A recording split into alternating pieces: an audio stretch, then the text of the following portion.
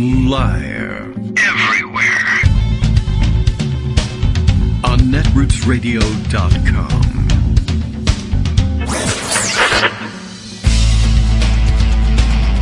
David Waldman. Kagro. In the morning. Now, here's David Waldman. Hey, good morning, everybody. How you doing? It is Friday, November 6th, 2020. Joe Biden has won the presidency. I guess we can all go and say that now. As Benjamin Applebaum puts it this morning, today is the day Joe Biden became president, and I guess it's true. There could still be a pivot, though. I guess it's possible that Donald Trump will make his long-awaited pivot, and we'll all run in and say, can I change my vote? I really like this responsible guy, and we should totally keep him. I don't know. Who knows? I got no idea what's going on with those weirdos. But yes, the news is that Georgia flipped in its counting overnight, so that in the last, I guess, hour to hour and a half or so, that changed, and Biden went into the lead by about 1,000 votes. And then literally within minutes of our coming on the air, the announcement went out from Pennsylvania that the count there had finally flipped, and that apparently was what all of the networks were waiting for. They knew that the math told them, you know, where the ballots were outstanding and how the ballots were running in terms of who the people were voting for and which kinds of ballots they were counting. That it was an eventually it was going to be. There was an inevitability that things were going to flip.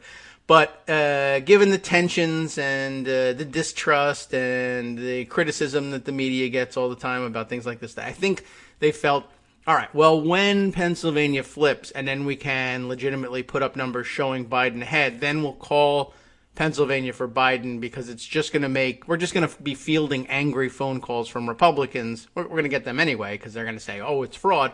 But we'll be fielding angry calls from Republicans who are going to say, the numbers clearly on your screen show that Biden is losing Pennsylvania, and yet you're calling Pennsylvania for him. How could you possibly do that? And there's a real explanation, but it's not one that people who are angry and call in and then watch the television for the answer are going to accept, even if they really do understand it. So I guess they just said, all right, well, look, we're comfortable making a call in Pennsylvania. It's not going to make a difference whether we call it, certainly not in the middle of the night, or even early in the evening, yesterday, Wednesday, or Thursday. We'll wait for Friday. Friday's a good day to wrap up business. When it flips, if we think it's an eventual or an inevitability, then wait for Friday and do it then. And then our switchboard won't have to hear it, and we won't have people threatening us. Which, you know, on the one hand, well, I guess that's kind of a smart decision, because really it doesn't matter very much whether they call that on Thursday or Friday for purposes of, you know, like who's actually going to be president.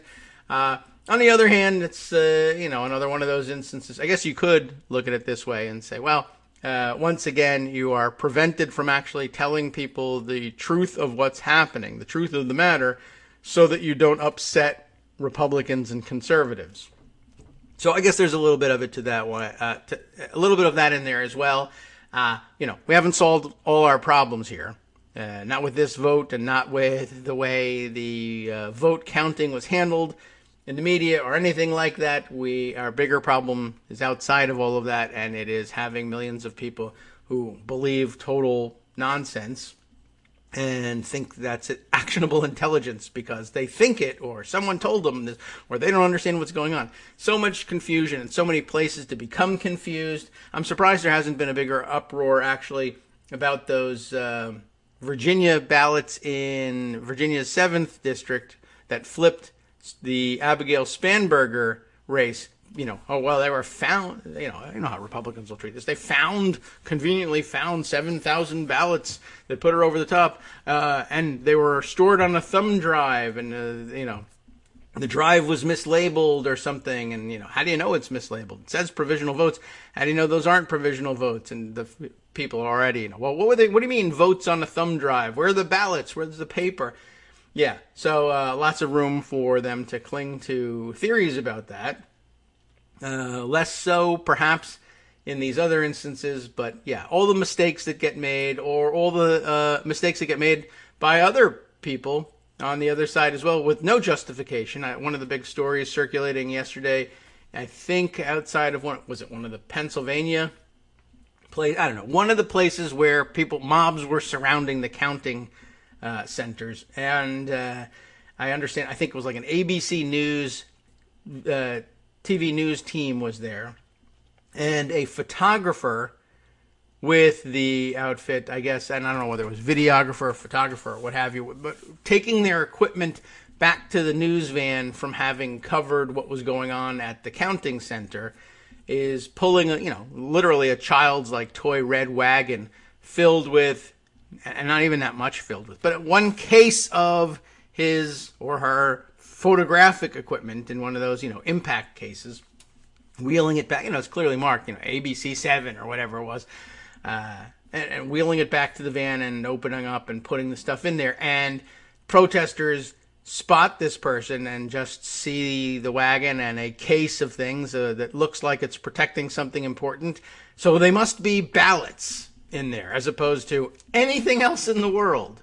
Or I'm a cameraman for ABC 7. That's my camera. Nothing. Nobody believes it. They're snapping pictures with their phones, screaming, "He's stealing ballots! He's stealing ballots!" Which is very reminiscent, of course, of what was going on in the actual Brooks Brothers riot back in 2000 when they were counting votes in Florida. A famous story of one of the vote counting officials who thought that there might be something wrong, I think, with their optical scanning machine, their counting machine, and said, I want to run a test on this thing. I need a sample ballot, and we'll take some sample ballots and I'll fill them in with this result, and I'll fill them in with that result, and run them through and make sure that the machine is counting things correctly. And went down to the central counting location and asked for a sample ballot. And the sample ballots are clearly marked as sample ballots, not an official ballot, sample ballot, and brings them with him back to the office to test the machine so that when he does the counting, he knows it's being done accurately. People saw him with paper in his hands and said, "He's stealing ballots, he's stealing ballots." And they surrounded him and they're pushing him, kicking him, and he's like, "What are you doing?" And they're clearly marked, but nobody bothers looking at the paper. Or even if they did, who cares? They're conspiracy nuts at that point, and they're going wild on the guy, and they have to come and pull him out of there. And that's a point at which they start saying, yeah, maybe we should shut down the count just purely for the safety of our own personnel. So, these things happen, but they really do, and it's crazy out there. And so anyway, I guess a lot of this comes to a halt now, on one side anyway. Republicans, I'm sure, will just ramp things up. I'm sure the president will be tweeting shortly that they should all be arrested. It was a very tense night there it is. I see the photography equipment in the wagon. Sorry, Detroit. So Detroit TV station WXYZ. I'm not making that up. That's a real station. I actually have the clip, so I can share it with you on our roundup. And here's the fact check issued in tweet format by WXYZ Detroit explaining the story. So, pretty wacky is all I can tell you. So let me take that fact check one and mark it for you, and we'll keep it available. All right, let's see. We'll round up all of the other crazy, stupid stuff that we stored away in Pocket and tweeted about last night. Like I said, lots of tensions yesterday, and the various spokesmodels, I guess you could call them, that the Republicans were putting on the different channels, losing their minds in various ways. I understand Steve Bannon, I guess, on his Facebook live stream, the way I heard it described, had called for the beheading, somehow, of Anthony Fauci and also FBI Director Chris Wray. That's an odd pairing, quite honestly, but he's got a lot of grievances, Steve Bannon, so he's going to need a lot of various people in various departments beheaded. And apparently this was to serve as a warning to deep state bureaucrats. I'm not sure what the warning... I didn't get far enough into his Facebook Live stream to find out what the warning was supposed to be, but obviously it was something along the lines of, your either one, making it impossible for Donald Trump to remain president, or two, you're influencing people by telling people that the pandemic is going poorly and that somehow it's Donald Trump's fault, and so we have to murder you. Now, I think I saw during the evening, not by way of explanation, but just more detail on what was happening, was saying that I guess he may have said we have to put those heads on pikes, or their heads should be on a pike, or something like that.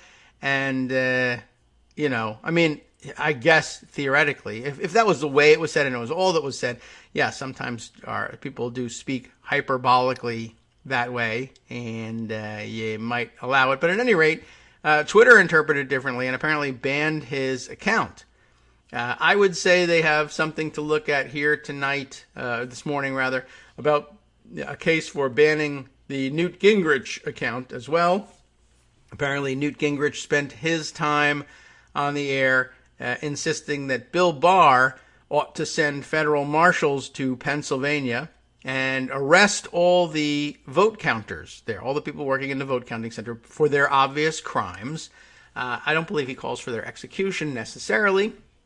But yes, that the counting should be stopped, that the federal officials should arrest all of the elections personnel in Pennsylvania, and the rightful president should be restored. And I don't know, that sort of feels like maybe, again, another incitement to violence, just because apparently another overnight story in terms of weird reactions to what Pennsylvania was doing. Word from, I think, from Philly police. We'll see if there's any more detail on this. There's a very sketchy, not sketchy like untrustworthy, but thin on details because it was breaking news, story in the ABC affiliate in Philadelphia on Channel 6. Police thwart alleged plot to attack Pennsylvania Convention Center where votes are being counted in Philly. And apparently it's a pretty short blurb of a story. I'll just read it to you. Philadelphia police are investigating an alleged plot to attack the Pennsylvania Convention Center with phlegm, apparently. I don't know, with morning frogs in the throats, where ballots are being counted. Action News has learned Thursday night that police got a tip about a group driving up from Virginia. Oh, sorry about that. In a Hummer to unleash an attack at the convention center. Police said they found a weapon and 2 people were transferred to central detectives. However, it's unclear how or if the people are connected to the investigation. I mean, that's how sketchy the details were at the time. My guess is that they were connected to the investigation by having been arrested during that investigation. That's the connection. I think what you're trying to say here is it's unclear exactly what they're being charged with and what police believe they were up to, but they were arrested, and that's how you're connected to the investigation, and that's kind of it. All right, well, let's clear that up. Early Friday morning, the Hummer was still on 13th Street near Vine. The vehicle had a window sticker and a hat with the logo for the internet group QAnon, which is known for spreading conspiracy theories, to put it mildly. The FBI has labeled them a domestic terror threat, which they are. At least 24 congressional candidates in this current election have endorsed or given credit to conspiracy theories promoted by the group. No injuries were reported. And I suppose that's good news. Inside the convention center, workers had been tallying hundreds of thousands of votes cast by Philadelphia residents. In Philadelphia, 358,644 absentee and mail-in ballots have been returned so far. 84% of those have been counted, and 58,642 more need to be counted, or at least needed to be counted as of their publication time, although this is an update. So updated 2 hours ago. I don't know whether they even have, this takes account of the flip in Pennsylvania or not. Oh, they've expanded the story some, although I think not much more in the way of detail about the alleged attack plot, just more about what's been happening in the vote count. And there's plenty, so we might as well read through it, there's not an awful lot left to it, but a lot of detail that will give you a picture of what's happening in Pennsylvania if you don't know, if you didn't stay up all night. Let's see. All eyes have been on the battleground Pennsylvania as the race tightens between Joe Biden and Donald Trump in the race for the White House. Some of the state's most heavily populated locales, including Montgomery and Chester counties in the Philadelphia suburbs, reported finishing their tallies. The Trump campaign tried to stop the count in Philadelphia itself, alleging city officials were depriving their observers of meaningful access, but a federal judge refused to go along, instead urging the sides to forge an agreement.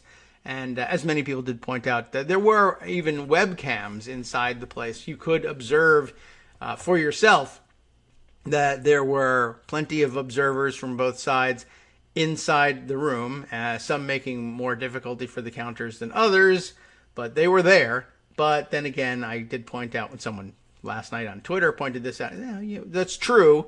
However, do keep in mind that these many times were the people who are complaining now are very often the same people who felt certain enough anyway to take to social media back in the summer and say matter-of-factly that the federal government had to step in and Donald Trump had to play the strongman role because Antifa had burned the city centers of most major American cities to the ground, that Philadelphia was in ashes, that Detroit was in ashes, that Los Angeles was in ashes, and they had charts up. I saw they were naming the various cities around the country that had been utterly destroyed by Antifa. And at the time, I made a small project that night of posting links to the many existing outdoor webcams showing those downtown areas that you could observe in real time without leaving your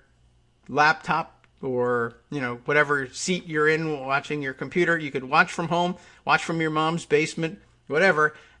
These cities have not been destroyed. I would like to go back and see how many people who said those things that night believe that. Where did these cities come from? Maybe that's it. They think that this is all voter fraud because there aren't any people left in these cities. They were all murdered by Antifa and the city was razed. So how could there be so many votes in these cities? I guess that's the only logical conclusion you could come to if you believe all of these things. Anyway, the point is people could have observed for themselves in real time that their claims about Antifa attacks on American cities were nonsense, but they didn't. And they likewise will not observe on webcams that these observers are in place and that the complaint is invalid. I'm sure that they would say, I saw speed. I know that they can make a video loop and just play it on a webcam and we'd be none the wiser. How do I know? Or I guess, perhaps more legitimately, you could say, I see that there's a camera. I don't know what the hell that camera is. And I guess if you believe in deep state conspiracies or you've had experience with Republicans, pulling all sorts of crap and showing you pictures of things that aren't pictures of what they say they are and claiming different, then I suppose you'd have something there. I mean, in the last couple of nights, plenty of pictures, and weeks and days, plenty of pictures circulating from, places that you're supposed to be able to trust aren't going to just blatantly lie because it would look so terrible if the president's adult sons were circulating blatant lies on the internet and everybody would blame the president for that and fault their campaign for it and punish them at the polls. Haha. But that's not happening. But in the last couple of days and even a couple weeks ago, so many pictures circulating of Joe Biden just doing normal, everyday presidential candidate sorts of things, but without a mask because at the time the picture was taken, there was no pandemic. Just simply being intentionally mislabeled as having been taken last night. And what a hypocrite. Look at him. He's not wearing a mask and look how close he is to that person. And you get Eric Trump circulating that. You get Donald Trump Jr. circulating that stuff. You have the president talking about this. The president's spokespeople talking about that stuff. So I guess for them to leap to the conclusion that, your webcams are lying too, I suppose they could point to that, except that would be so bad for their side that everyone would dismiss them as crackpots. And you can't have that happen. Anyway, what else did we have in this roundup? Because it was a pretty good summation of what happened everywhere overnight and what everybody was feeling. Let's see. Some of the heavy states, Pennsylvania's most heavily populated locales, we talked about Montgomery and Chester counties, finished their tallies. Trump tried to stop the counting of votes in Philly. Unsupported allegations that Democrats in Pennsylvania and elsewhere were trying to steal the election. That was the big issue of the night. Trump went on television. I literally did not watch this, not by choice necessarily. I think maybe in the initial going, I might have said, I'm not going to turn that on. But then I saw all these people talking about it, and I said, this one might be crazy enough that I just literally have to tune in to see how nutty it is. But by the time I tuned in, it was gone. And it was gone because it was so crazy that apparently all of the networks, they're very proud of themselves. They cut away from the coverage. And, rightly so. But I don't know. It's crazy. He was, off his rocker, of course, and it really seemed to sink in and resonate with the TV news anchors. It was actually quite remarkable. I flipped on CNN. I figured they'd be one of the last ones to cut away, and maybe they were, maybe they weren't, but they had already cut away by the time I got there, and the anchors were just shocked. They're just standing there, in shock for what had happened, and they really, it was very interesting. They went crazy, finally, spouting out the L word, using the lie and lying and liar words, which were, it was interesting to watch them finally come around and saying that, and it's been a long time coming, and, lots of bitterness even among people who were happy to see the message, like, this is 4 years too late here, but it really was pretty amazing. And I guess I would use that as a springboard, too, to remind people that as satisfying as that was, and Rick Santorum, by the way, was on CNN's panel as one of the analysts, and that's very annoying for many reasons. We've been over those reasons in the past. We'll reiterate some of them today, perhaps, but it was interesting to watch him. He really did look like he was sick to his stomach. Like he was going to vomit. He was having a very hard time sitting there playing the role of the Republican who would justify all of this. But then he found his footing eventually, and basically, I think the space he decided to occupy was, well, there's perhaps some validity to some of the complaints, but not all of it. His immediate reaction was, well, no elected Republican will stand behind 100% of what the president just said here today. They might agree with elements, or they might say, I believe that it's possible that there are some elements of the complaints here that deserve investigation. That was his sort of middle ground on all of it, but it was universally felt among the analysts and anchors that the president had simply gone too far this time. And so that was his escape valve. No elected Republican can stand by all of that. What they'll say is, where there are allegations of fraud of some kind, produce some evidence and we'll have an investigation. But without evidence, we cannot have an investigation. You can't simply make that allegation and trigger an investigation. It has to be something. You'll have to give it to us. We're open to believing you, but you have to prove something. And that made him sound suddenly reasonable, and I guess everybody was kind of accepting of that, though there was some pushback from other panelists. I would simply remind you that he's wrong about the fact, asserting the fact that no Republican would stand behind this. There were many that took his signal and did the right thing in terms of the least amount of effort they could possibly get away with making in such a situation. Like saying, look, in America, we count all the votes, but we have to make sure that the votes cast are legal and valid.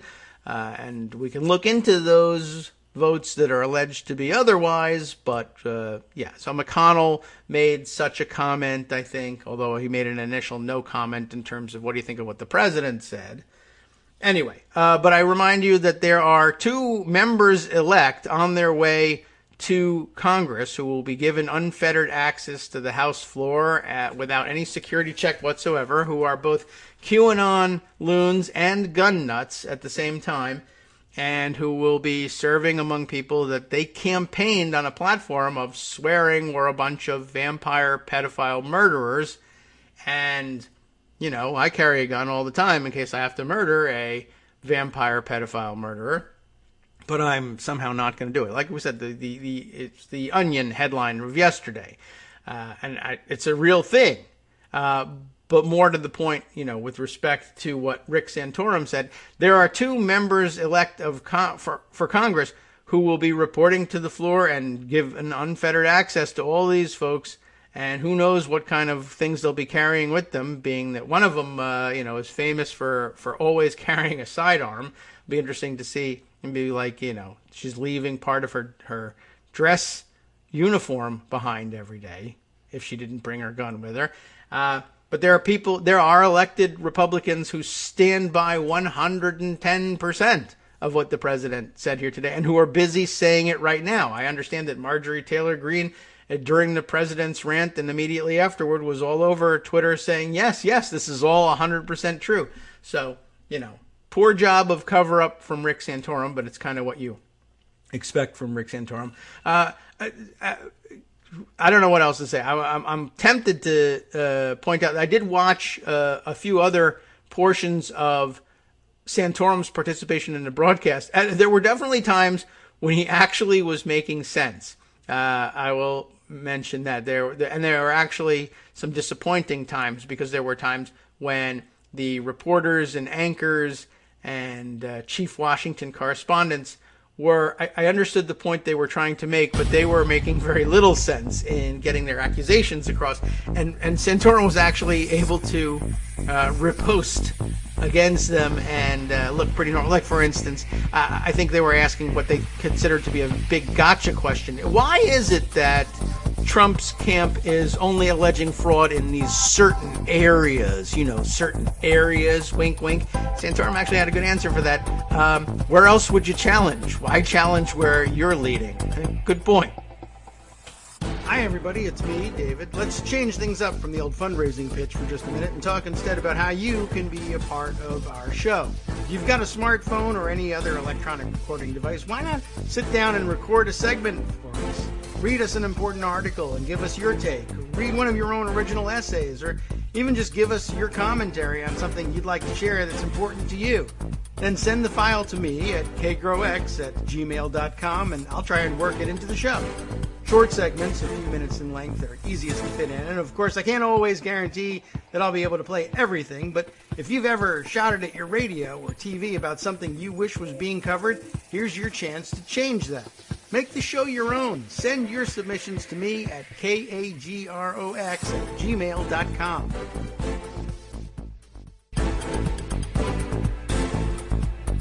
All right, welcome back now to the Kagro in the Morning Show here on Netroots Radio. Let's see, anything else happening here? Probably not much. Anyway, turns out that it's looking like Biden will win. And this is another point in the column of, yes, wait, have patience, wait and see. And the full picture has not yet developed. Just wait for all of the results to come in and for all the analysis to be done.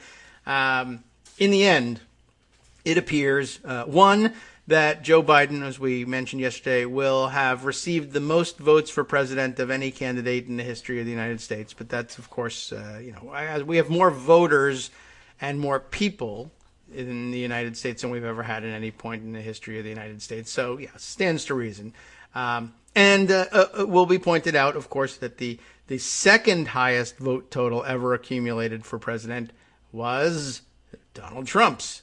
He got more votes in this election. I was going to say on Tuesday, and it's probably true that he got most of them on Tuesday, but you know what I mean. We're voting all the time now.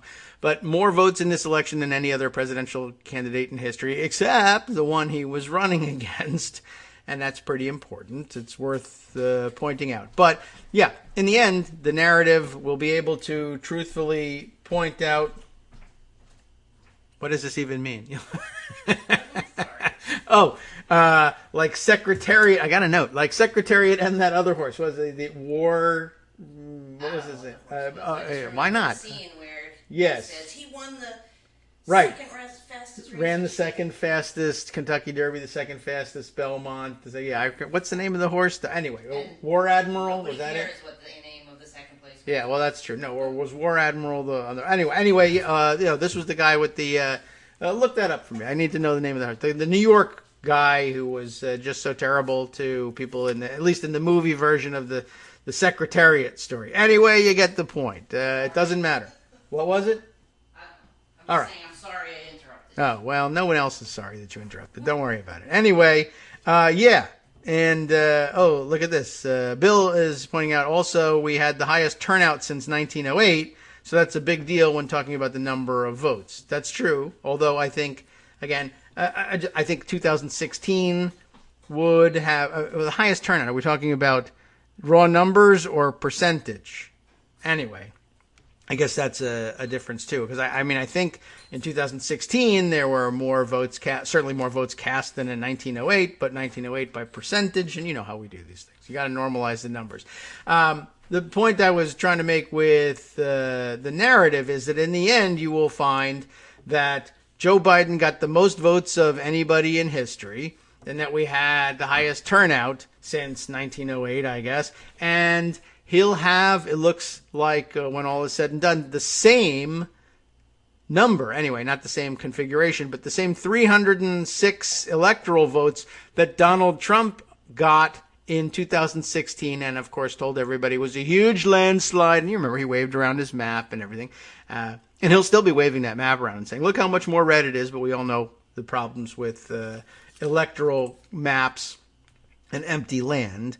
But, the same 306 and maybe even more, as it turns out, if I don't know, if North Carolina turns over, although that's looking, I guess, slimmer and slimmer, and we won't hear from them until next week, and it won't be necessary to put them over the top, etc. But at least to be able to hold on to the 306 electoral votes here that Trump insisted was a landslide, and all his people are on record saying is a huge landslide and the most votes ever.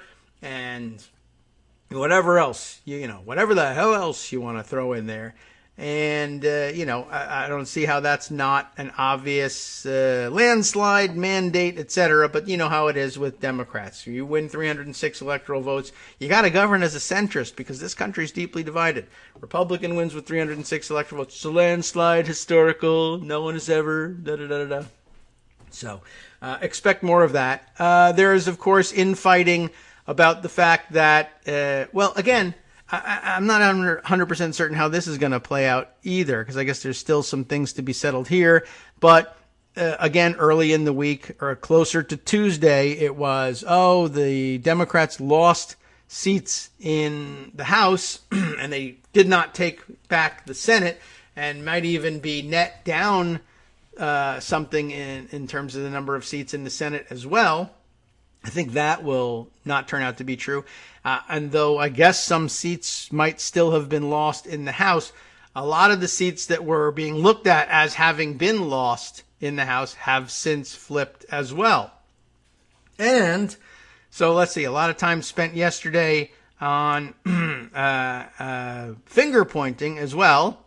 I mentioned that was happening among the peanut gallery of those of us out here, people on social media blaming one another for all sorts of things, or thinking I have a finger on the pulse of whatever the Latine vote might be, and we have lots of evidence, and people have submitted a couple of different articles as sources for the prospect that it's not monolithic, it never has been, but it's not real. You shouldn't even be referring to a thing called the Latine vote. Well, we're totally switching over to Latine, by the way, and I think that's a great solution. I've made that clear.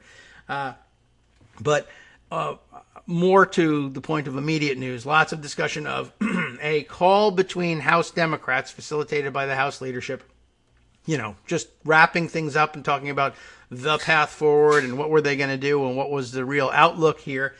And I found it very interesting that as soon as things flipped for Abigail Spanberger, I mean, this is the one thing, it's part of the reason why she's such a, I'm not saying she's a joke, but why it's a running joke on the show to talk about Abigail Spanberger is as soon as things flipped and she wins her race by something like a 5 to 7,000 vote margin, but a win is a win, and it was a close election, and it always was going to be in that district. She finds herself in the middle of, at least reports of how this conference call went down, lecturing everybody else about exactly how Democrats should be running around the country, and blaming her tight race and some losses, that some of which may have flipped since then, who even knows, some of the losses of seats on, well, exactly who you'd think she'd be blaming things on. We can't have all these other Democrats running around talking about socialism and Medicare for all, and it's bad, and we lost races that we shouldn't have lost because that reflects on all of us, and it's unfair that we have to defend against this when we don't even support that because some other Democrats can't stop talking about it. And there's a grain of legitimacy to the idea that there needs to be message discipline across districts. But then again, the usual excuse for letting a moderate to conservative Democrat representing a moderate to conservative district depart from message discipline is that, well, they need to be able to run the race they need to run to win that district. They have to win that district. They're no good to us as losers in terms of building the caucus and exercising control here in the House.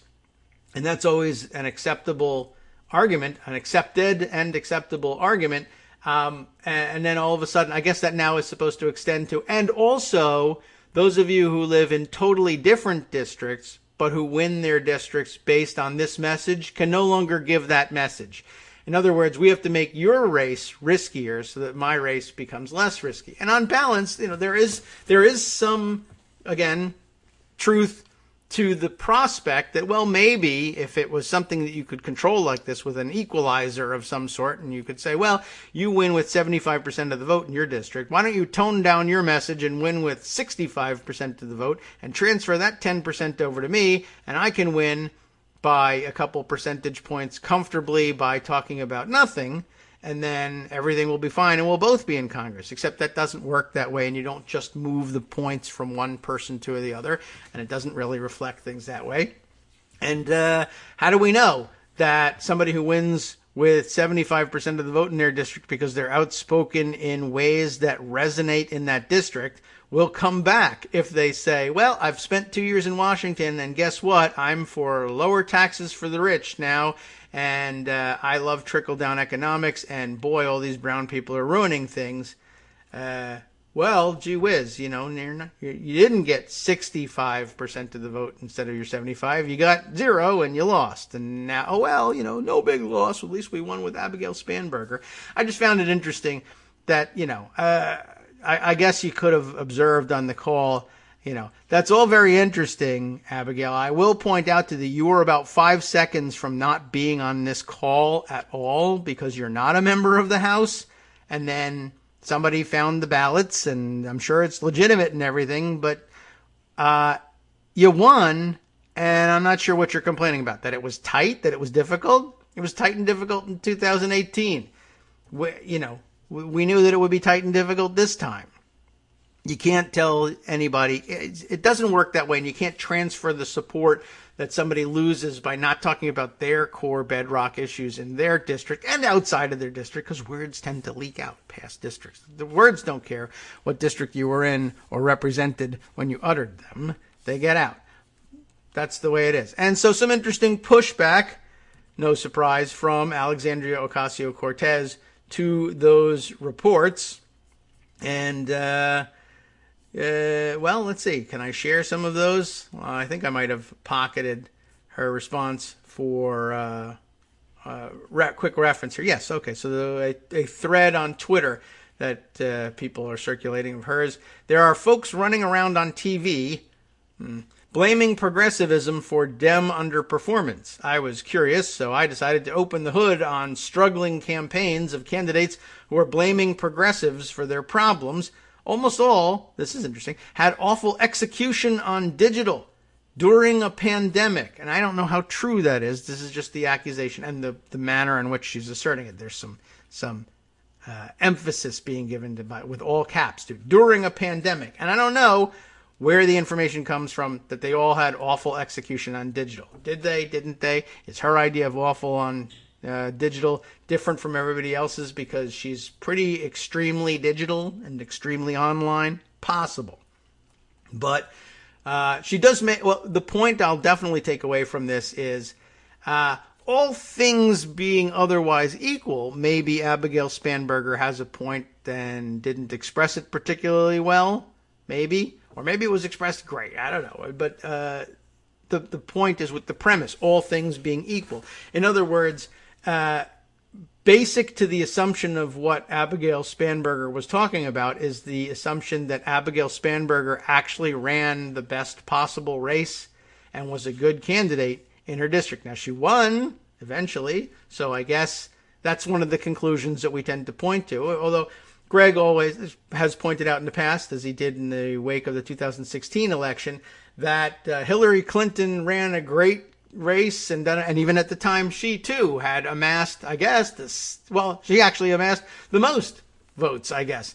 I don't know whether did she surpass Obama's vote total. I assume so, just because demographically, as we proceed through time, it being linear and everything, we're proceeding in one direction, and you just keep amassing more votes than have ever been cast for a presidential candidate before. And she won the popular vote, and lots of people reminding everybody of that. How unsuccessful a candidate was she? So unsuccessful that she had 3 million more votes than the person who quote unquote won, thanks to the Electoral College. And if it wasn't for the Electoral College, she would have been, presumably, if no Electoral College exists, the only other methodology known at the moment, though you can always invent new ones, for counting the votes would have made her the winner. Majority wins, right? And if she's declared the winner because we declare our winners based on the popular vote, as Greg pointed out, well, then she's a genius and ran a fantastic campaign. And how brilliant was that? 3 million vote margin, amazing. What a genius. Her centrist type approach, which it really wasn't, to the campaign is exactly the way we got to go on everything from now on. But Electoral College, which everybody understands, I think on our side, to be a joke at this point, intervenes and turns her into a loser. And so therefore, what a terrible campaign. It's the worst thing I've ever heard. How dare you go out there and advocate for mildly improving everyone's lot and being mostly moderate, but also saying, yes, Donald Trump and his supporters are a basket of deplorables, and the world will laugh at us and we'll all suffer as a result of his incompetence and egotism. And, wow, what a bad idea that was. That woman's crazy. She's coming from out of left field. We got to stop talking about Donald Trump being, an egotist and an incompetent boob. People don't like that. Anyway. Similarly, now Abigail Spanberger, somebody found the thumb drive and she's a genius. As opposed to nobody finds the thumb drive, and who cares about Abigail Spanberger? She doesn't even know how to win in marginal districts. And we're told that that's the pivotal place for all of our elections in the days and years to come. And she doesn't know how to do it, and why are we listening to her?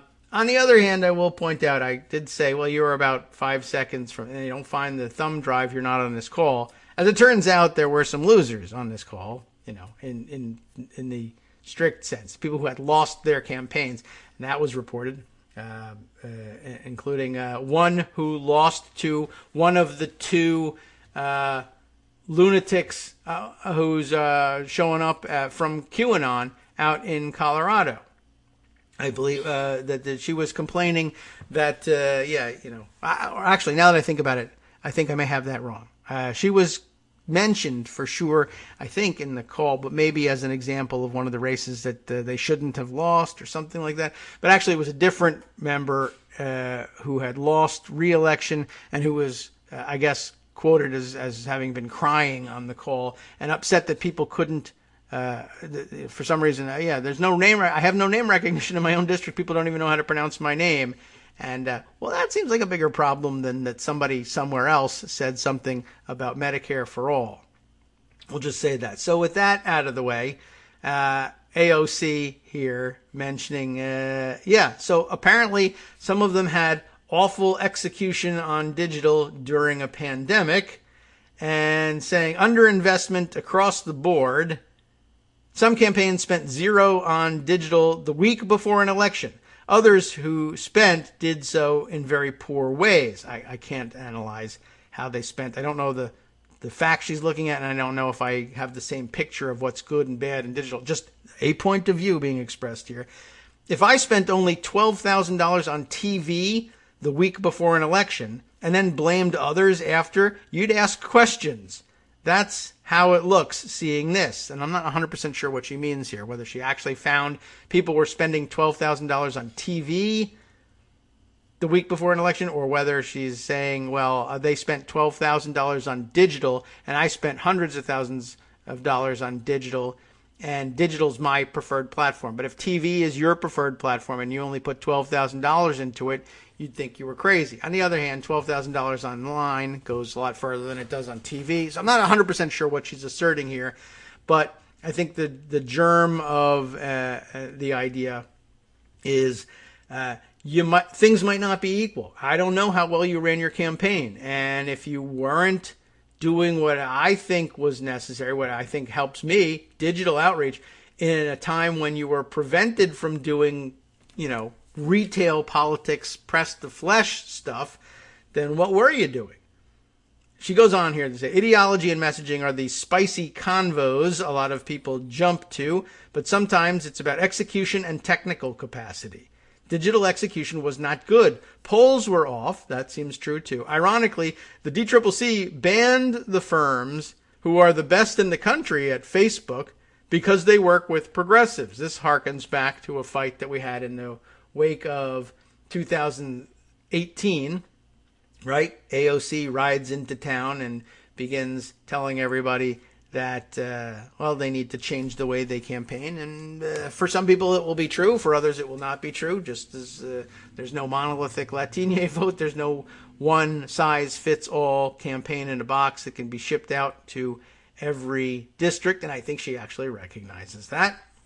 But the fight she's talking about is where remember that she rode into town and was dedicated to the proposition that it was a wise thing to do, and this is still under debate, to challenge incumbent Democrats who were judged to be too conservative for their district, and in particular places which were very heavily Democratic strongholds, the sorts of places that you would consider whoever secures the Democratic nomination to basically be a shoo-in for election, and there are plenty such places, and that those places had no business sticking with moderate to conservative Democrats, even though they too would consistently win and hold those seats. Why shouldn't there be more progressive members in those seats? And that too is an appealing prospect, although then the definition of what makes someone progressive enough to, quote unquote, deserve the support of Alexandria Ocasio-Cortez's organization and Justice Democrats, etc. We have some disagreements about who those people might be, and also, more strategic disagreements about, all right, well, but should it be the primary focus of, certainly not the primary focus of the DCCC, but should it even be the primary focus of Justice Democrats to say, our first line of attack here will be installing more progressive, or fighting to install more progressive members as the nominees in these districts, as opposed to, well, why don't we expand the playing field and try and find way. I mean, it would be great, I guess, if you trusted the Justice Democrats and AOC to know what would in fact work best in some of the more conservative districts. That would be fine. And I bet they would come back with a different answer for those than an ultimate, 100% through and through dyed-in-the-wool Bernie Sanders progressive. But sometimes not. They also are. There are some places where they say, why don't we try risking it with someone like this time? And you won't find all the time broad agreement with that. But at any rate, the big fight was that it was the approach of the Justice Democrats that this ought to be a widespread practice, and that you should expect Justice Democrats to be fighting to change the representation in solid D Democratic districts by challenging incumbents. And the DCCC is not built for challenges to incumbents. It is a member, we've talked about this before, it's a member services organization. Incumbent Democrats pay the dues that fund the place, and it's about member retention, not increasing the progressive score of the House Democratic Caucus. It just does not have that mission. And so, if you want that mission to be executed, you do something like AOC is doing. You build your own organization. That's what she's doing. You can't complain about that. You can fight with her about the strategy, but it's ultimately her group, essentially. And the people who fund that group get to decide what the strategy of that group is. You might fight with them, but they get to decide. Similarly, I guess, until you are a member of Congress and remain a member of Congress for a considerable amount of time and pay your dues to the DCCC, I guess you don't get to make the call on what the DCCC does either. But if enough then current members, whenever this might happen, convince the DCCC leadership that, okay, we are a member services organization and we do tend to run a little bit more conservative, but enough of our dues-paying members want us to take their dues and and play this risky game with it this time around. Well, then, okay, fine. That's why I say there are places where I disagree with AOC, but what I don't disagree with her in is she's doing all the things that I often say that the firebrand progressives ought to be doing. She's building an organization, started a leadership pack, is out there helping other candidates that she believes in, campaigns for them, gives them money, tries to build an alternative organization behind them that will do the same things for them that the DCCC does for others, and you cannot actually fault her for that. But again, what ended up happening, right? The DCCC, saying we're about member seat preservation, went with the policy of you will lose your DCCC support, whether as a first-time challenger running for an open seat or even, I guess, as an incumbent seeking re-election, although I have some doubts about whether they would really enforce it against incumbents seeking re-election. But it probably depends on how progressive they are or how annoying they've been to the DCCC in their lifetime.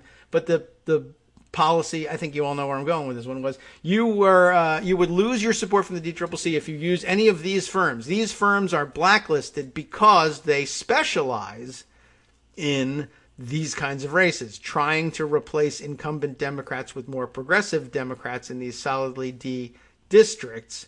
And we're not about that, so don't use them. And if you do, you're going to be in trouble. And that's what she's talking about. What they said was they adopted a policy of you banned the firms that were, she says, best in the country at Facebook, although I don't want that money spent on Facebook anymore either. And she might agree. Yeah, maybe Facebook isn't where we want to concentrate. But the people who were best at digital. Why? Because they dared to work with progressives in some of these races that were controversial and made the DCCC mad. So that's not good. She goes on to say, also, the decision to stop knocking on doors is one people need to grapple with and analyze. But I think pandemic generally was driving a lot of that, although that's probably an excuse that a lot of people were waiting for and we're happy to have. Ilhan Omar and Rashida Tlaib never stopped doing door knocking, and it may very well have helped deliver Biden the presidency because of it, because of course they were working in Minnesota and Michigan, and those states came through. Attaching here the Washington Post article analysis, the trailer, it all comes down to turnout, and it was a turnout election for sure. And traditionally what drives turnout is that sort of voter contact. But pandemic, so, the one excuse that I think would have been acceptable to campaign managers ever to not do the door knocking presented itself, and, maybe it caused problems. There are swing seat Dem incumbents who co-sponsored the Green New Deal, as she's pointing out, Medicare for all, etc. And if I'm not mistaken, every single one won re-election. I don't know whether that's true. She's not 100% sure it's true, but it's out there. Check it out. So the whole progressivism is bad argument just doesn't have any compelling evidence that I've seen. And we were big on demanding evidence last night. When it comes to defund and socialism attacks, people need to realize these are racial resentment attacks. You're not going to make that go away. You can make it less effective. Those two things, again, came up in the call with Abigail Spanberger saying, I can't defend against this, people saying, well, Democrats want to defund police and Democrats are for socialism, so that's why I'm not for you. It's difficult. But it's not like Republicans and their supporters were waiting for AOC or anybody else to say something about socialism to accuse the Democrat in every race of supporting socialism. That was unnecessary. It was happening all the time. It has been for decades, since before many of these candidates were born. Anyway, she continues, how do you make it less effective? How do you make that attack less effective against Democrats? Invest in year-round deep canvassing. Data shows that this kind of work helps blunt the force of racial resentment at the polls. If you're always running away from conversations about race, then the only people owning it are Republicans. You'll lose. And on this hand-wringing about slight POC, people of color, increases for Republicans in some areas, that goes to our Latine question, right? This is also an area with answers, but honestly, when it comes to, she says Latinos, oh my God, so we'll have to correct that, or it might not catch on as quickly as we like. Anyway, when it comes to Latinos, the parties just never seriously made an effort. Mexicans, Central Americans, Caribbeans, Chicanos, Cubans are not the only important community. That's also true. By the way, she continues here, if white communities are getting more comfortable with overt racism or cultural resentment, if that's what they're rebranding it as now, it's only going to get harder for people of color turnout to save everyone. Real organizing and strategy is needed that disarms bigotry, not avoids it. You can't just tell the black, brown, and youth organizers riding in to save us every election to be quiet or not to have their reps champion them when they need us. Good point. More after this.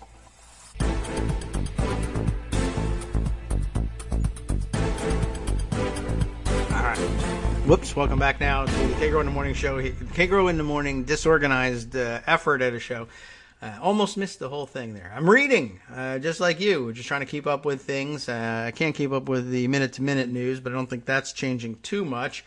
Let me finish up with the AOC thread here, because there's only 1.5 more tweets left. I did finish out saying you can't just tell black, brown, and youth organizers riding in to save us every election. Youth are relatively new to that, but okay.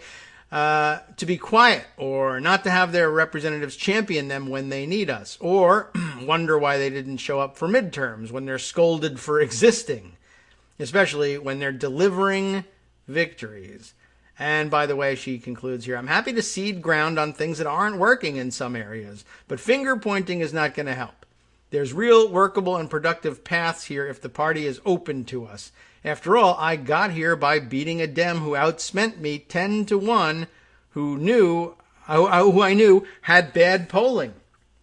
Interesting. And a good reminder of, how she got here. So there will be more of this. And again, I don't like to describe her as having grown in her role because it's unfair and inaccurate, and I think maybe she was possibly considerably more, I don't know what the word is for all this, but more seasoned and mature than anybody thought when she first arrived, although she did an awful lot to belie that by doing and saying things that I think she quickly adjusted out of, but perhaps may have been misinterpreted or overblown by other observers. But I think she very quickly shifted enough of her messaging that it became obvious to me. She was able to explain to me. I was missing the point perhaps in the beginning. I still don't consider myself any sort of AOC stan here or anything, but that's not the case for me and any politician, so no different there. But she's doing, like I said, I think all the things that the super progressives who complained about not having and wielding power, never actually followed through and did in order to build it. These are the things that I thought were necessary to do it, and she's doing it. And so I guess, another way of looking at it is, he thinks she's actually pretty good because she's doing things that he thinks are necessary, and they have agreement, and that's why he likes her. Well, maybe, I guess that's possible too. But good, because we weren't always necessarily on the same page, and it's nice that we end up there now. And we won't have any finger pointing in our conference call.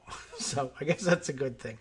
But like I said, it was always the case, I thought, that that progressives wanting to make this sort of change had to build their own organizations and sometimes do some of the things that they were even critical of in other people, but, refocus the way their organization that they build approaches these things if you're uncomfortable with doing things exactly like the old establishment did it. But the old establishment became the old establishment by doing a lot of these things and building a power base and a machine. And you don't like those things, and you say they're dirty words, power bases and machines, but they work and they get things done. And if you like the words mass movement better, call it that. But they get organized and built the same way, and I thought it was interesting that she recognized that early on, and maybe always recognized it, and I was slow to recognize that she recognized it. But at any rate, I've come around, and it's been about a year plus since I did it, I guess, with AOC, in terms of coming to feel better about the things that she was doing and to defend the things that she was doing. It won't be in every case, and it won't be on policy all the time, but on mechanics, I think she's got it. Some of this, I don't really understand 100% what she's talking about. You would need to sit down and talk with her more extensively. Twitter wasn't going to cover it. But, she says she's open to doing that, so go ahead and do it. All right, where else? I want to focus on some other news here and run through a couple other items. Like I said, a lot of people shared some important looking articles about how you should be thinking about that thing which we refer to as the Latine community and the Latine vote. Let's see if I if I have everything close at hand, I'll be able to credit everybody who actually sent me these things, but I think I don't. So I apologize for not having that close at hand. But let's see, I have handed to me, there's no such thing as the Latine vote over at 538, which came up last night in our discussions at home. I'll see if I can get around to explaining how that happened and what an interesting adventure that discussion was. Anyway, over at 538, there's no such thing as the Latino vote. Nathaniel Rakic and Amelia Thompson DeVoe putting this together. Two prominent Latines, I guess. But who knows? Surnames don't tell the full story. With only 42 days left until the election, when they wrote this thing back in September 22nd, Joe Biden has his work cut out for him with Latino voters. So it was clear even then. So no surprise, really, what may or may not have happened in this election. That's according to a senior advisor, Simone Sanders, who has had to answer for why Biden appears to be losing ground among Latinos. You all know the background of this and the results of the election this time around. But we should all be reminded that what ended up happening was losing ground among Latinos, not losing Latinos, period. Like, it wasn't the case that a majority of Latinos or anything close to it voted for Donald Trump. Far from it. Pardon me. Overwhelmingly voted for Joe Biden, but apparently did so with an increased number of them voting instead for Donald Trump. Trump expanded his take in terms of the percentage of the vote from among many minority groups, but did not win any of them. So that should be clear in case you were fooled into thinking that. According to a recent Latino Decisions / National Association of Latino Elected and Appointed Officials poll, 65% of Latinos plan to vote for Biden or lean toward him, but this is still 14 percentage points lower than the 79% of Latino voters who said they supported Clinton in the pollster's National Election Eve poll in 2016. It's true that Latino voters do as a whole tend to be more Democratic than Republican, a trend that has only accelerated in recent years, but they don't vote as a single bloc. In 2016, at least 1 in 5 Latino voters still backed Trump. How Latinos vote in Florida, for instance, can be very different from how Latinos in the Southwest or Northeast vote. These differences especially matter due to the size of Latino population in a number of key swing states. And they'll probably get to this, but we can point out ahead of time that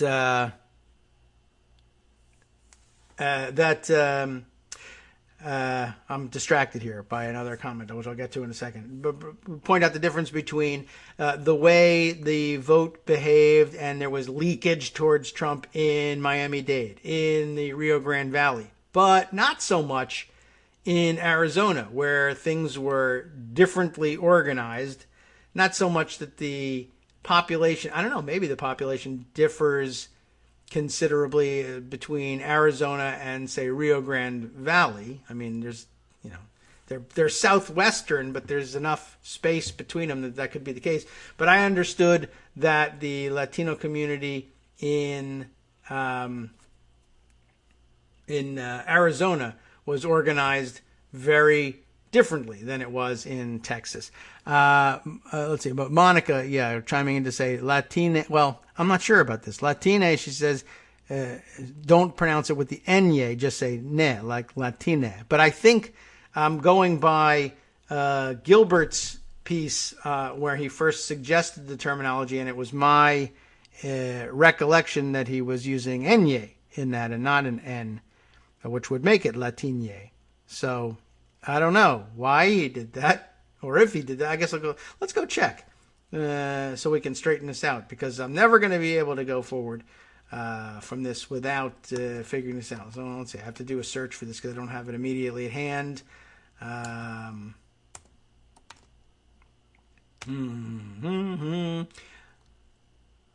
Okay, let's see. And his piece was called "The Problem with Latinx," right? So, dang, I hope I spell these things right. Okay, here we are. I got to go back to the original source here and look for his suggestion. And I guess if there's no N-ye and no tilde over the N, then we'll go back to Latines. Yeah, no, here's my idea. Latines, and there's a little pronunciation guide. Latines, and it is an N-ye. So I'm going to say I'll stick with it. Is that okay? Monica, I can send you, well, you can find the link. Maybe I can send it to you during the commercial break, assuming you don't believe me, but I don't know why you would do that. I think we have a certain level of trust here. Let's continue on with the articles that actually say something about the situation. Back to 538. The size and diversity of this group make it even more difficult for any candidate, even a Democrat, to take Latino voters for granted. On the one hand, many of the political divides we see play out among Latino voters along lines of gender, age, and religion are, can you believe this, similar to what we observe in other big groups in the electorate. Isn't that weird that they would be, kind of like the same as the rest of us in certain ways? But there are unique considerations here too, because they're a unique group, right? Like how long Latino voters have lived in the U.S. or their specific place of origin. And this year, depending on how some of these divides within the Latino community manifest, the Latino vote, and they put it in scare quotes, could end up splitting in a number of key states, with Biden benefiting in some instances and Trump benefiting in others. Distance from the immigration experience matters. And of course, as we were reminded in the case of the Tejanos, there wasn't any immigration experience. You changed the political landscape around me, not the other way around. One of the biggest factors in a Hispanic voter's political identity is how long his or her family has been in the United States. For instance, foreign-born Latinos and the U.S.-born children of Latino immigrants tend to be more Democratic than Latinos whose families have been in the U.S. for at least 3 generations. According to Latino Decisions' Election Eve poll, first-generation Hispanic Americans there's a little footnote here, were 12 percentage points more likely than third or higher generation Hispanic Americans to support Clinton in 2016.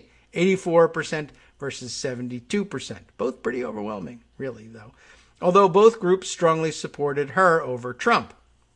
Many Latino Americans can trace their family history to before the United States was the United States, says Melissa Mickelson or Michelson, I don't know, a professor at Menlo College who studies Latino politics.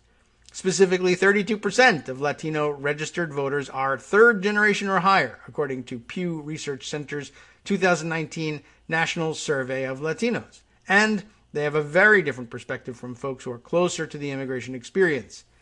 Gary Segura, a co-founder and senior partner at Latino Decisions, sees both economic and cultural factors at play. First, higher generation Hispanic Americans are likelier to be higher income, which nudges them toward the Republican side of the aisle, but their Hispanic identity also tends to be weaker.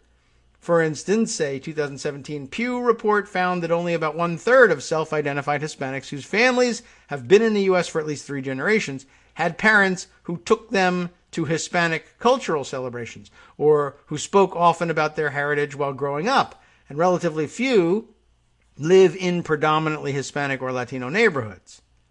According to that Pew report, Latinos are more likely than white or black people to marry people of other racial and ethnic backgrounds, which means that Latinos with deeper family roots in the U.S. are also more likely to be of mixed ancestry. Simply put, the longer a Hispanic family has lived in the U.S., the likelier they are to have assimilated and vote more like white Americans who lean toward the Republican Party.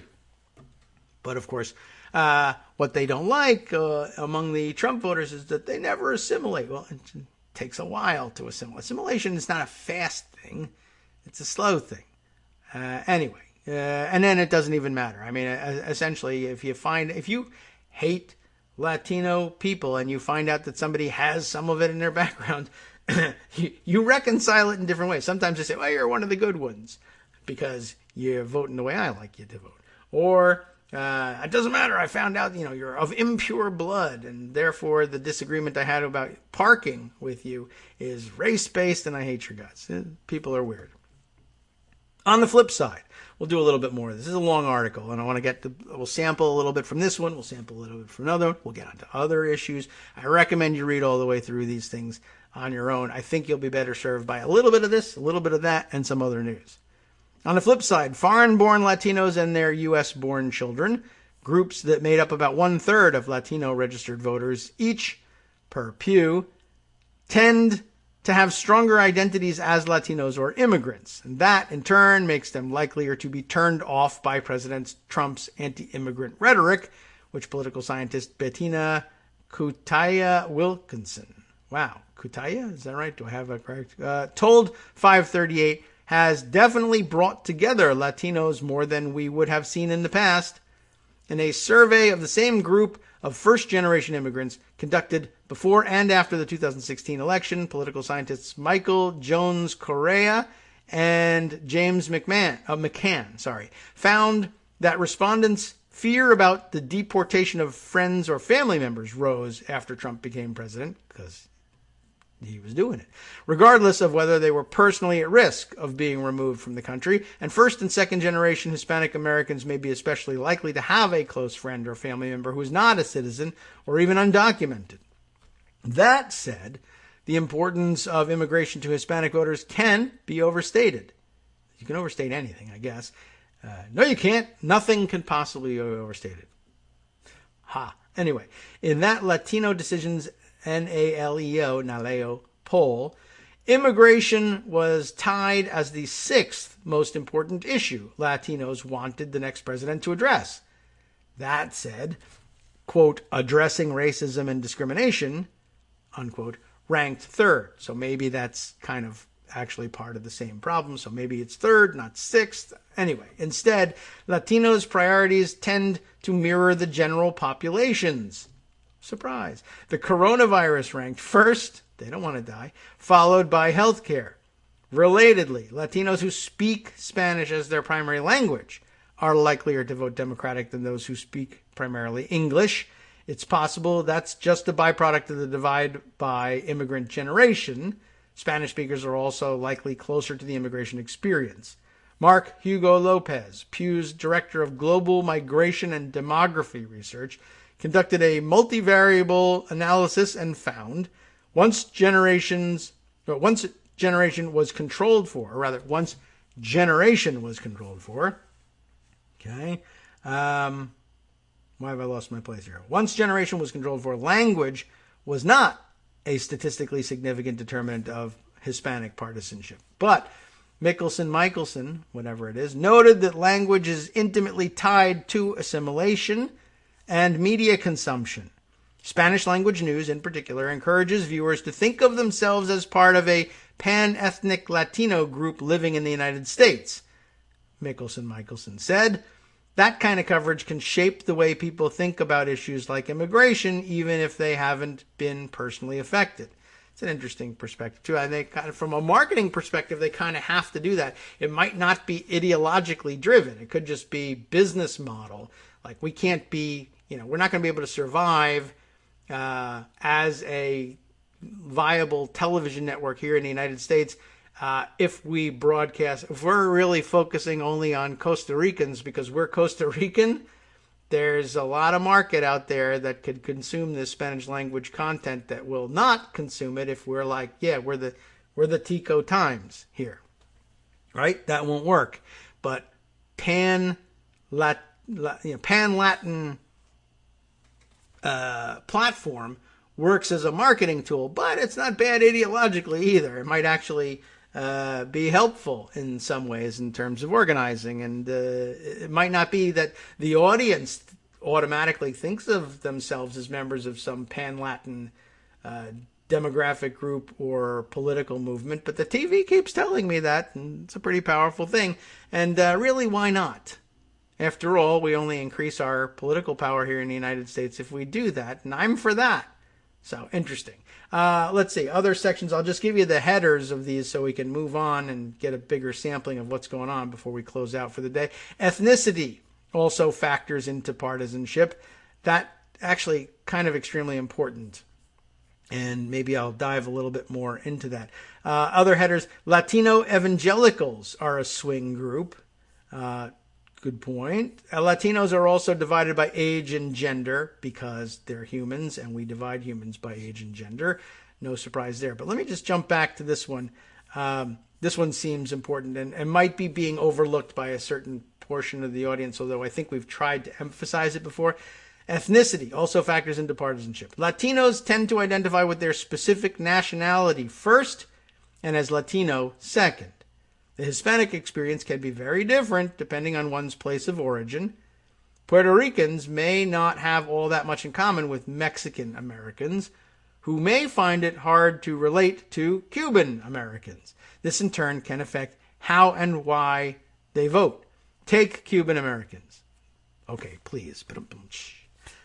At only 4% of the national Latino population, they don't seem like an influential group at first blush, but they are disproportionately concentrated in the crucial swing state of Florida and New Jersey, which isn't swingy, where they make up a plurality, 29% of the Hispanic population.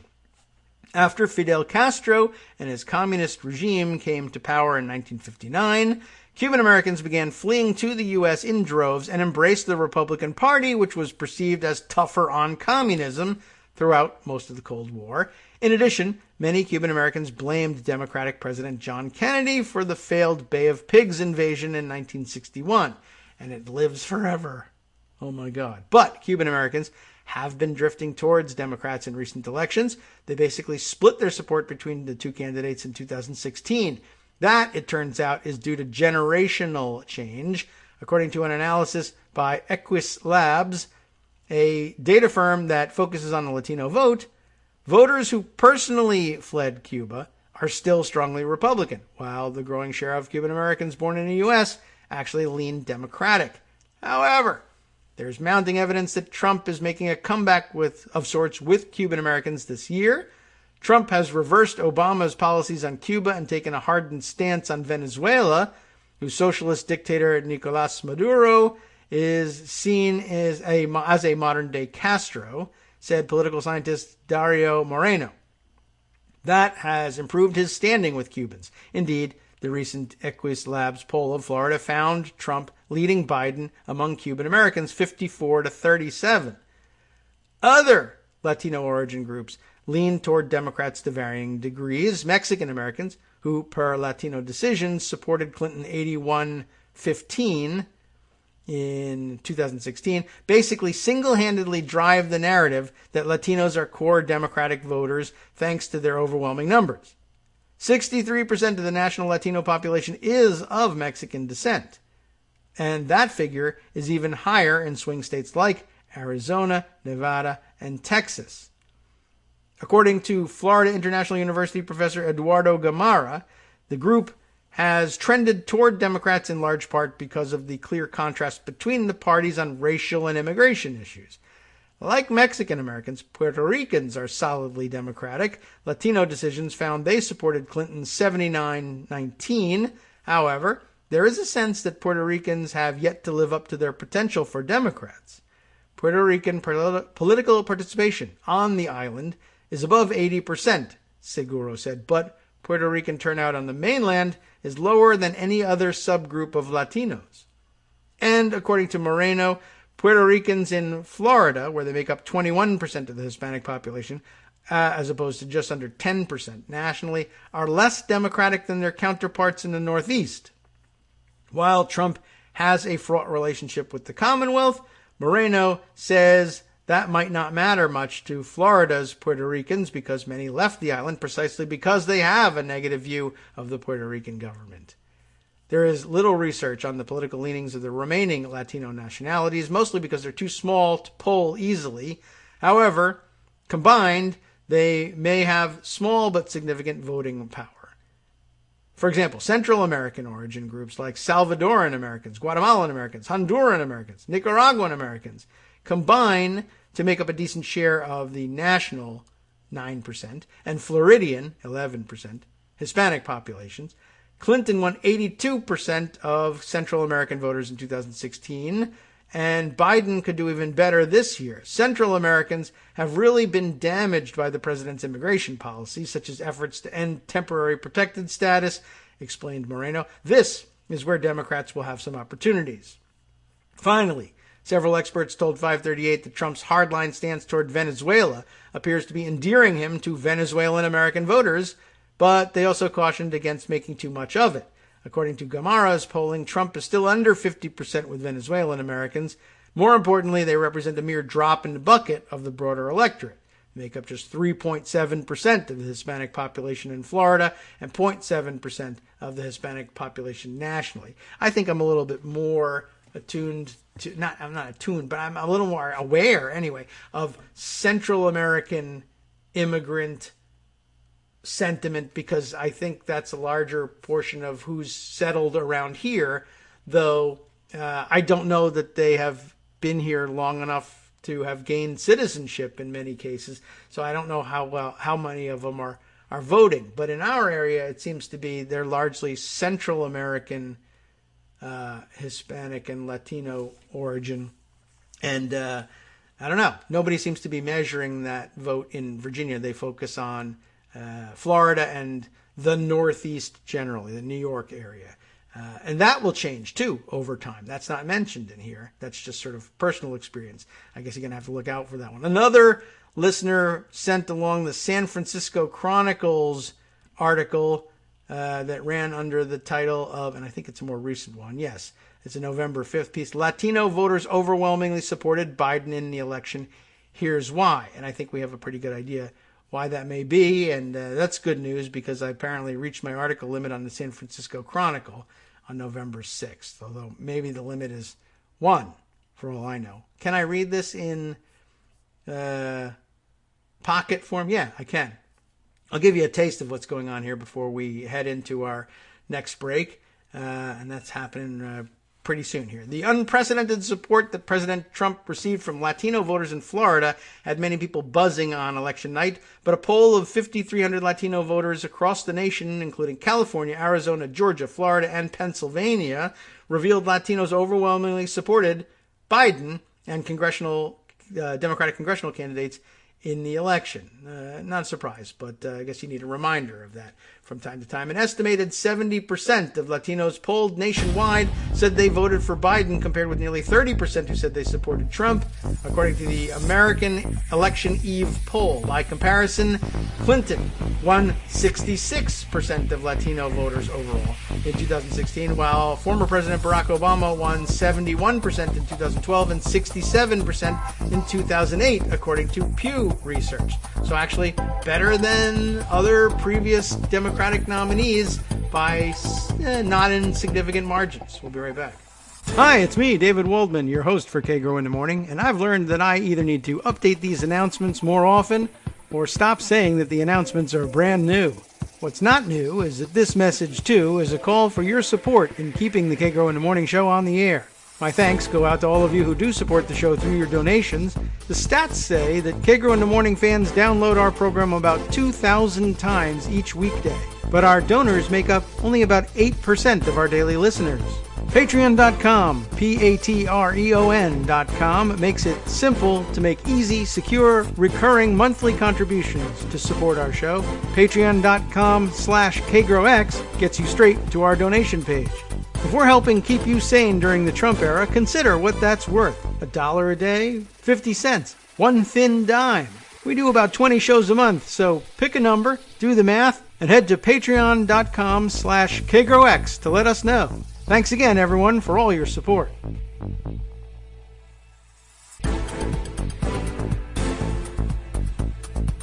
All right, welcome back now to the Kagro in the Morning show here on Netroots Radio. It's our final segment of the week, and time to leave you for the well prepared to discuss what's going on during the week. And I feel like need more time on the Latino voters situation. Just a brief continuation on the San Francisco Chronicle story that I'm apparently stealing because of Beyond the Limit.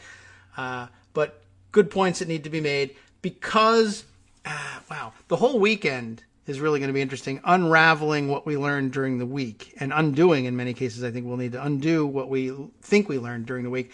Great point that Greg was making and others made on Twitter about the order in which you consume your information, making a huge difference in the way we view these things. And it's kind of amazing that we're so easily fooled, but that's sort of a human nature thing. And congratulations, you're human. You made it. But, like he was saying, if we if we somehow got our data on the election results from left to right, from west coast to east, we'd have a very different picture of how the election was going.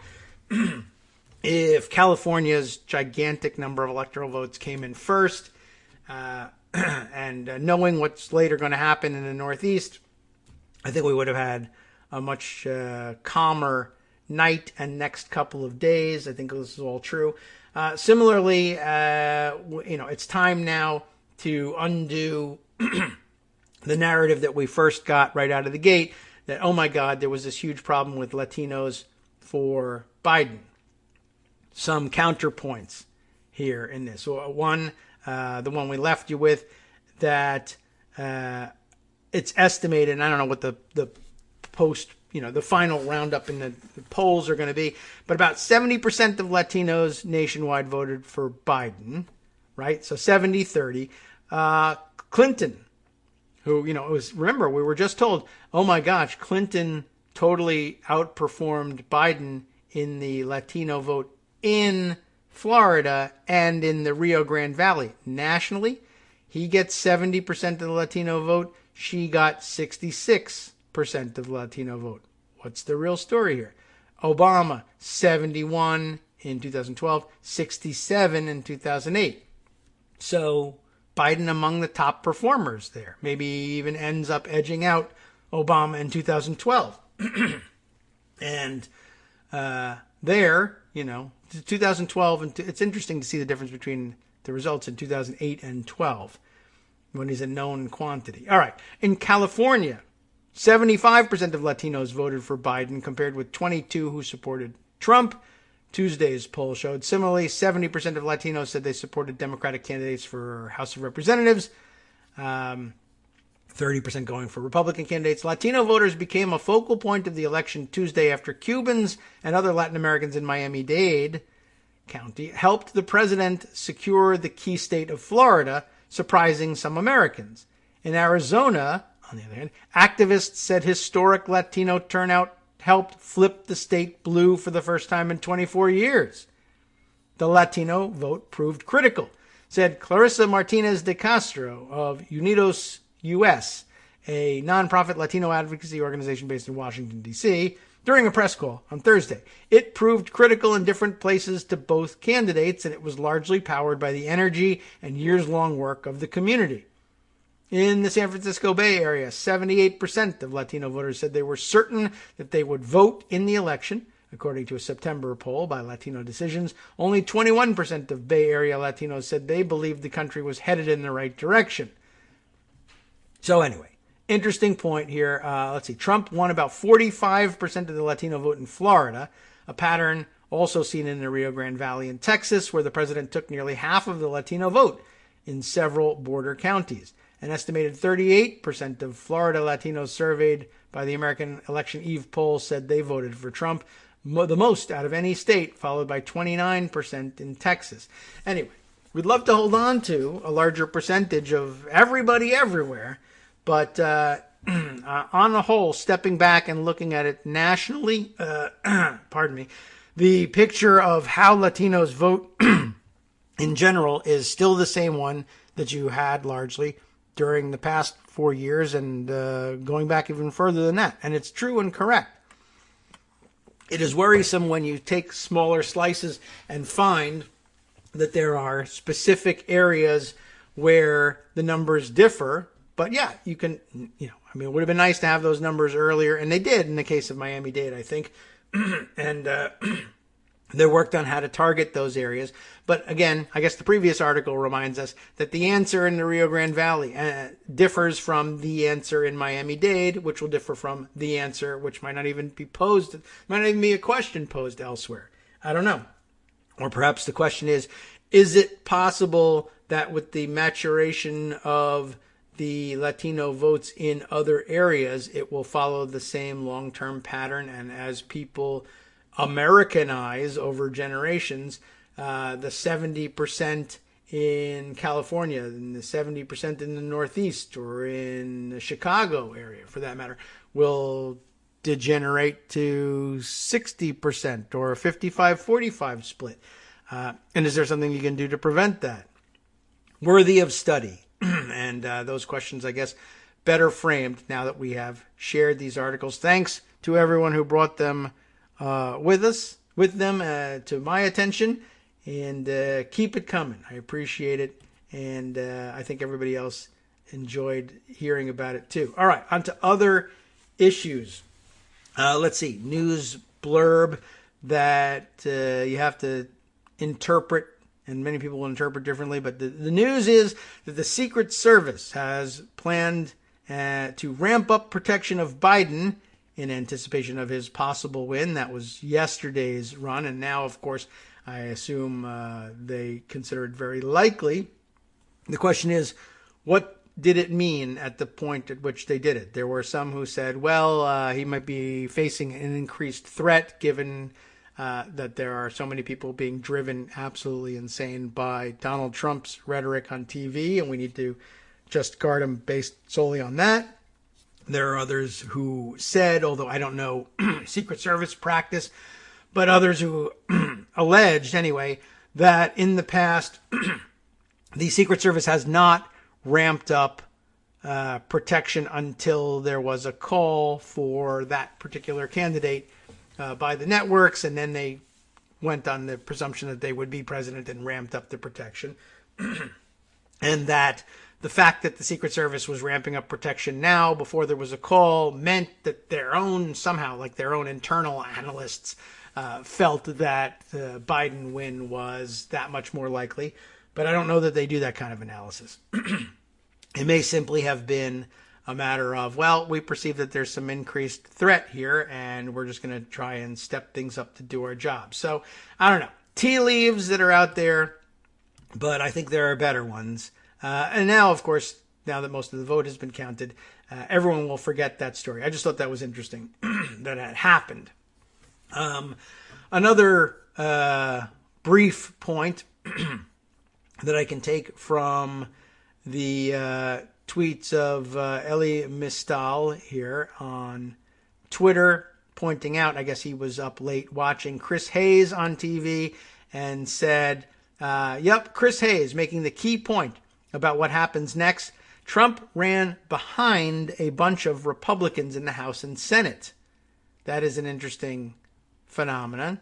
And pointing out that what that means is they don't need him. Not anymore. And of course, people have pointed out, well, they were here for the tax cuts and the judges and they got them. And so do they really need a second Trump term? Or is it not worth the risk? And of course, a lot of people, as Trump went crazier and crazier, and even Rick Santorum said no Republicans will back this thing, probably began thinking about, well, is it okay for me to now distance myself from Donald Trump?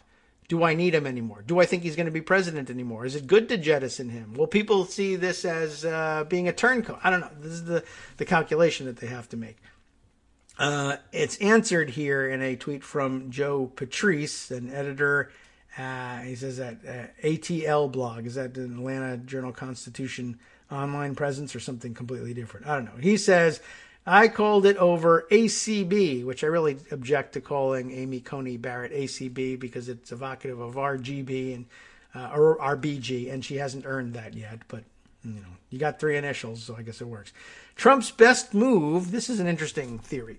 Trump's best move would have been, I guess, to withhold Barrett and her nomination and dare the Lincoln Project to vote against him and not get her on the court. He forfeited his leverage over Republicans, and it's indicative of how bad he is at basic deal making. And Ellie agrees with that. Yeah, I remember you saying this exactly. It's kind of an interesting prospect. It's not news.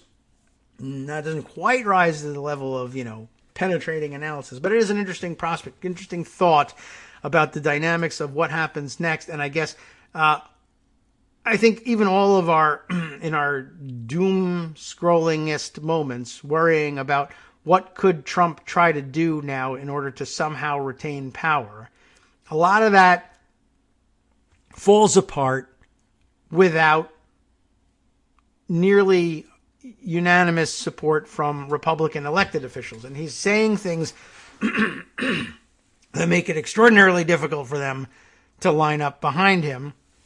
And, he's jumped straight to the man the barricades, join the revolution part, with which many of them are uncomfortable. Pardon me, some real problems here all of a sudden. Wow, okay, gotta take a time out there. But he's going to find it extremely difficult to move forward with his plans even if there's just crickets. I mean, we want Republicans to speak up and have a spine, and this is the role they're supposed to take on to save America. But they might, I'm sure they'd rather take the path. I heard I could save America just by remaining silent. Will that work? And it might. It might just do the trick. I mean, it won't by itself convince Donald Trump very quickly that his cause is lost. But in the longer term, the medium term, his attempt at pulling what is essentially a coup here, he sticks with the effort for longer, but it doesn't work unless Republicans come out and stand behind it and push it as a legit option. And they haven't quite done that yet, despite the QAnon contingent, and despite Newt Gingrich going all in for it, and despite other actors who may or may not go in on it later on. And we worry that the fact that there's silence, it's always a possibility that Republicans just eventually say, to hell with it. We are going to line up behind this. And silence doesn't guarantee future silence. But it also, in point of fact, pushing them to have a spine and pushing them to come out in opposition to the whole thing and disowning Donald Trump doesn't mean anything either, because they could flip it at a drop of a hat. I guess that is a good transition on to some of the other notes that I have stashed away for myself. Observing last night, for instance, when Lindsey Graham from a position of significant weakness, for whatever reason, spent his time on television saying, yeah, maybe this is something we ought to do, and we should stand behind this coup attempt. And the Pennsylvania legislature, regardless of the outcome of the vote, should consider, at the very least, but should just go ahead and exercise their constitutional authority to determine how Pennsylvania's electors shall be awarded and give them to Donald Trump, despite what appears to be a win among the actual vote and counted vote in Pennsylvania. Because fraud or whatever, the allegations can come later. The point is that the Pennsylvania legislature could and should go ahead and do that. And, of course, that was put to Rick Santorum, who was on the hot seat in CNN. And Santorum's answer was this. And in normal world, it's kind of convincing. Although I always have my doubts about everything. In normal world, this works, but we don't live there. Ryan Goodman's tweet I have in front of me from last night, and this explains it. Screenshot of Santorum on the set at CNN.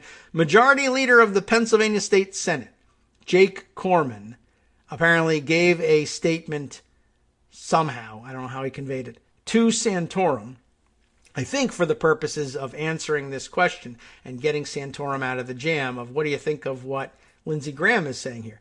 And it's this. So the statement he said, the way it comes out of Santorum's mouth, there's a quote here. The Pennsylvania Election Code says, electors go to the popular vote winner.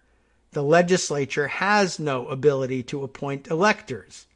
Ryan's upshot here, whoever wins the popular vote in Pennsylvania wins the state, period. Well, that convinced some people. Jordan Weissman, I have his tweet, which includes this, who puts it this way, and he's from Slate, says, well, the craziest idea for stealing the election is officially off the table. Well, no, it's not. What you have in front of you is Rick Santorum saying what needs to be said in order to maintain his dignity as Rick Santorum, because he spent an awful lot of time distancing himself from the whole thing, and in reaction to the president's speech saying, well, that was, it's wrong. You can't say that. That's not the way it is. You have to count people's votes. He was like suddenly the moderate, reasonable Republican. Rick Santorum, for God's sake. What's he even doing here? So I just remind everybody what happened here. And Armando agrees with me. I saw him tweeting the same basically, and I had to agree with him last night. What happened here is Rick Santorum read a statement. That's all. It's the statement of the Pennsylvania State Senate leader. You like to be able to give that credence. And in normal world you could, but again, we don't live in normal world. What happened here is a statement was given and it was read on the air by someone else. I don't know that came from Corman. He says it did. We like to think he's not lying about that. And even if he isn't, even if Corman gave that statement and Santorum read it accurately, that, to me, with these guys, is still no prediction of what Republicans, writ large, are, Corman included, still actually going to do in the near future. We don't know. Could he flip on that? But you said, yeah, I said that. And now I'm saying this. Because, again, he's the majority leader of the state Senate. He's got a gavel in his hand. I know I said that. But now I say this. It's going to be something completely different.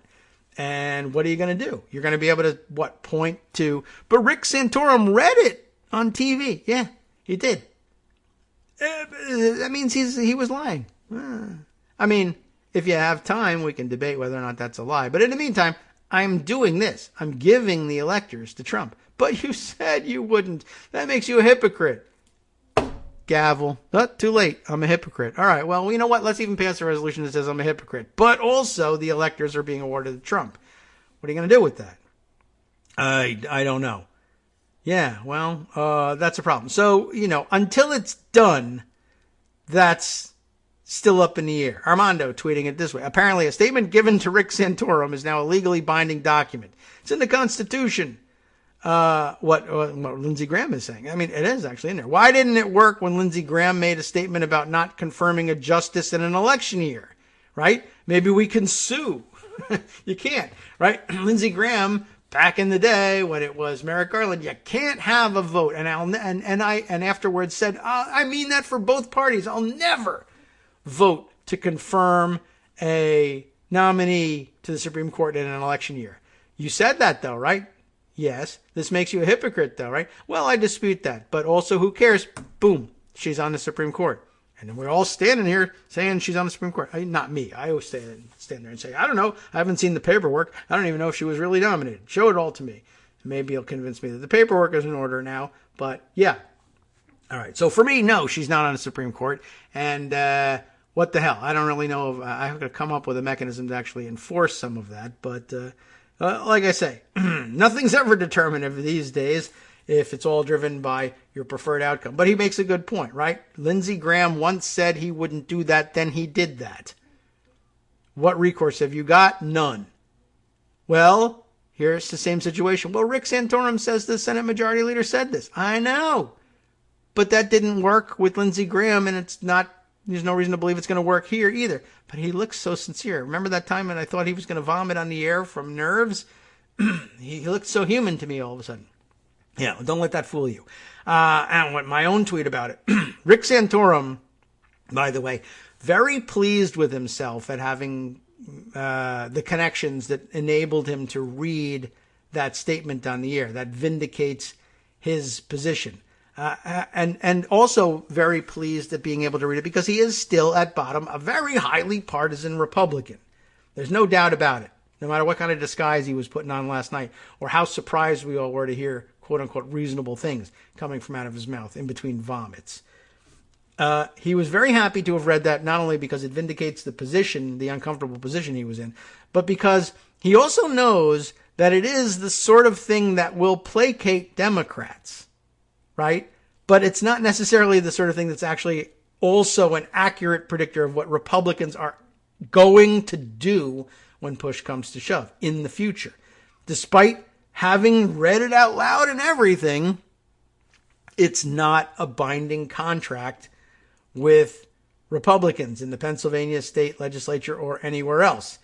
And I went on, so I'll just expand on that a little bit more. It did remind me of a conversation I had on Twitter earlier yesterday evening before this episode of Santorum reading this thing on the air. Somebody else had asked me, and it reminds me of everything we do on the show. You know, what is the answer? What happens if? Blah, blah, blah. And for the millionth time, according to the rules, this happens. But we don't live there anymore. And so I have to anticipate the possibility of going outside the rules. Who's likely to do what and who isn't? That's my best analysis. But the question had been put to me about the Q nutters that I keep warning everybody about, who are going to be seated in Congress, and what could we do about it? And people ask, can't we exclude them, on purely on security grounds from Congress? And here's where Twitter is a bad medium for answering the question. The answer is no, unless it isn't. I mean, is basically what it comes down to. And that's why this situation seems to me so similar. I don't know what to tell you. Ordinarily, right? So the question is, can you prevent seating the QAnon kooks because they're a danger to the rest of the House? And the answer really is, Democrats will say the answer, unfortunately, is no, and almost certainly cite Powell v. McCormick, the elections case.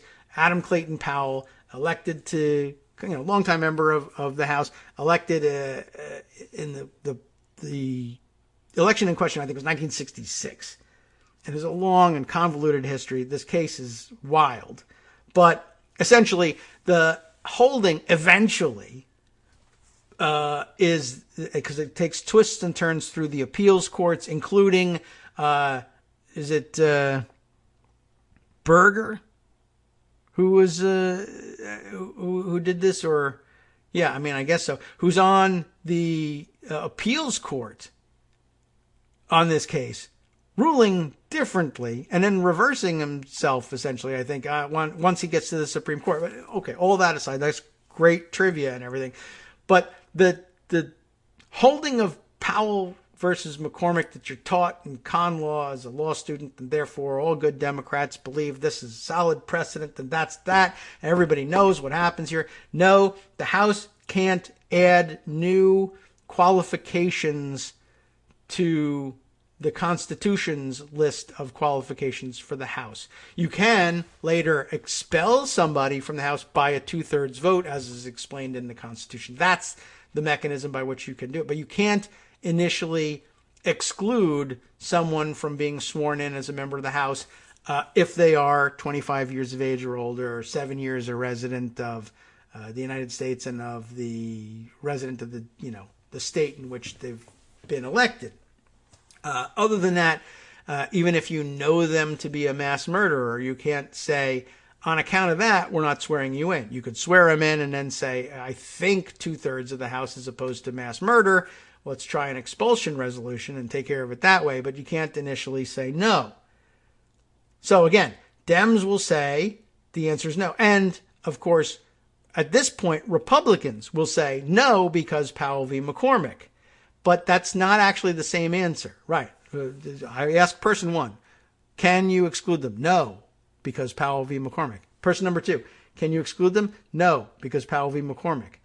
On the surface, most normal people say must be the answer. Both sides say it, for one thing. For another thing, those are the same answers. They are not the same answers. And here's why. You always got to parse everything. Dems believe in Supreme Court precedent. That's why they said Powell v. McCormick. Republicans do not believe in the enduring power of Supreme Court precedent unless it helps them. Right now, it does. But if the QAnon members were believers in a different conspiracy and Democrats, they would not believe in the precedential power of Powell v. McCormick. They would differentiate the case somehow. Maybe they'd invent it. Dems believe in the power of Supreme Court precedent and the enduring value of it. Republicans would do what they want to do in that case, in any given case, seating case, and would deny that precedent controlled because reasons. And it makes it all the more difficult at the moment to interpret these things because this Supreme Court would, in fact, find that Powell v. McCormick controls in this case, but not because of their respect for precedent, but because at this moment, relying on this precedent means we win.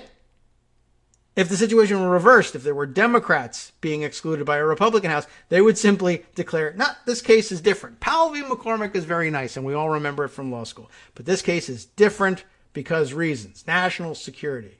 It's a Muslim. Whatever. They would just do it. And you would say, but that's not the way it works. Precedent.